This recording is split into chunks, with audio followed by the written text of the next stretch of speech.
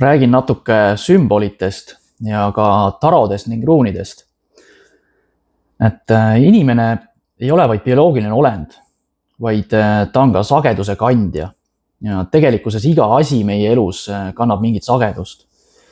Nii meie emotsioonid, meie tunded kui ka meie mõtted. Iga inimene kannab endas mingisugust sagedus välja, sõltuvalt siis tema hetke olukorrast. On ta siis õnnetu või on ta hirmul või on ta ärev või on ta õnnelik. Vastavalt sellele seisundile, mida inimene kannab, loob ka ta enda reaalsust ning tulevikku. Kuigi tulevikku kui sellist kindlat asja ei ole olemas, vaid on olemas see hetk, kus sa elad. Kuid see informatsiooni või sagedusväli, mida inimene endaga hetkel kaasas kannab, mõjutab siiski tema tuleviku perspektiivi ja suunda, kuhu ta elu läheb. Vastavalt sellele sagedusele siis tõmbab inimene ka enda ellu olukordi ja ta resoneerub sellega, mis tema ellu tuleb. Erinevad juhtumid, erinevad inimesed, erinevad asjad, erinevad olukorrad. Niisamuti nagu inimene kannab sagedust, kannavad ka teatud asjad sagedust.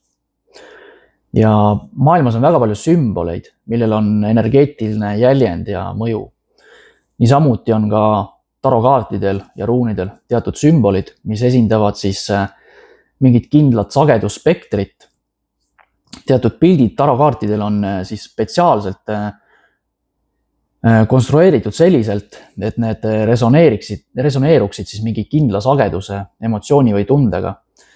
Sest pilt on tegelikult vahend, mis loob selle sageduse meis endas alateadlikult. Ja kui inimene läheb siis näiteks selgeltnägija juurde kaarti valima, siis tegelikkuses ei valida seda kaarti juhuslikult, vaid see toimub siis läbi alateadliku sagedusresonantsi. Ta valib selle kaardi vastavalt sellele, mis resoneerub tema hetke seisundiga elus. Ja me ei ole lihtsalt võimelised sellest aru saama. See toimub kõik läbi kõrgema kehateadvuse. Ja nii tarokaardid kui ka ruunid tegelikkuses nad ei näita kunagi sinu tegelikku tulevikku, vaid läbi nende lihtsalt toimub prognoosimine vastavalt sinu hetke olukorrale, vastavalt sinu sagedusele. Kui sul on näiteks probleem, siis sa resoneerud ka vastavate kaartidega, mis kirjeldavad sinu siis seda hetke olukorda ja seda teed, mis toob selle seisundi kandmine. Ja vastavalt siis sellele seisundile sa lood ise ka oma tuleviku elu olukordi. See tähendab seda, et tegelikkuses see ei näita sinu kindlat tulevikku. Sest kui sa muudad oma hetke seisundit, oma sagedust, oma mõtteid ja otsuseid, siis muutub ka sinu tuleviku stsenaarium. Mitte miski ei ole kindlalt fikseeritud. Ja kui inimene on ennustaja juures ja võtab selle jutu, siis, mis talle räägitakse, endaga nagu mentaalselt kaasa ja kinnistab selle siis oma alateadliku meelde, siis see võib ka realiseeruda. Kuid kui sa muudad oma mõtteid, muudad oma otsuseid, siis muutub ka edasine elu. Ning see, mida sulle ennustaja võib-olla rääkis mõni aeg tagasi, see ei realiseeru enam tulevikus. See tähendab seda, et tegelikkuses kaardid ei näita kunagi sinu kindlat tulevikku, vaid see on siis hetke illusioon, mida me endale nii-öelda pahaaimamatult võime kinnistada enda meelde.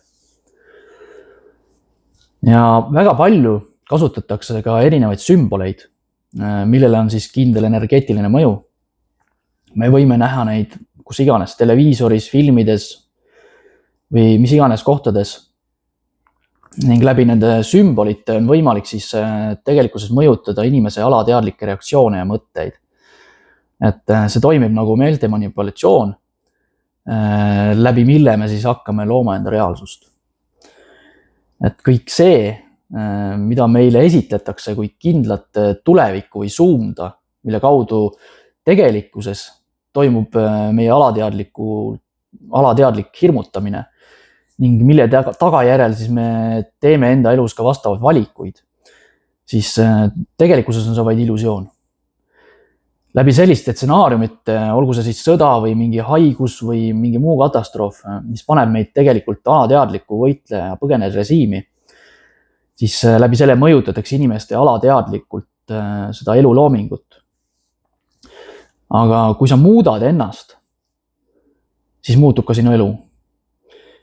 Inimene on ise oma elu looja ja tegelikkuses ei mõjuta seda keegi teine peale meie enda. Kui me õpime siis nii-öelda tähele panema seda informatsiooni, seda informatsiooni välja, mida me endasse laseme ja mida me vaatame ning mida me kuulame, siis see on ju kõik tegelikkuses, see kõik mõjutab tegelikkuses meie alateadlikke otsuseid ja mõtteid, läbi mille me ju tegelikult teeme ka elus mingeid otsuseid ja valikuid. Siis tegelikult on võimalik ka meil teadlikult hakata ennast kaitsma kahjustava info eest ning õppida teadlikult lasta endasse informatsiooni, millel on siis ka väärtus meie kasvule ja mis meid toetab ja mis loob meie ellu siis harmooniat ja õnne.